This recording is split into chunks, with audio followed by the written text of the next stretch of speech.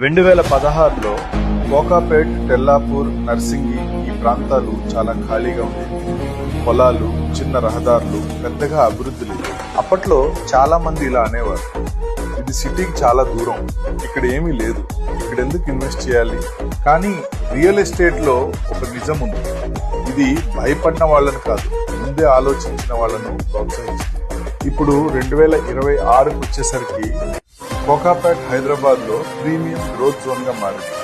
ఎత్తైన భవనాలు, పెద్ద ప్రాజెక్టులు, భారీ డిమాండ్. తెల్లాపూర్ ఇప్పుడు residential hotspot, gated communities, IT corridor కు దగ్గరగా ఉంది. పూర్తి స్థాయిలో అభివృద్ధి జరిగింది. నర్సింగి ఇప్పుడు ఫైనాన్షియల్ డిస్ట్రిక్ట్ కి నేరుగా కనెక్ట్ అయింది.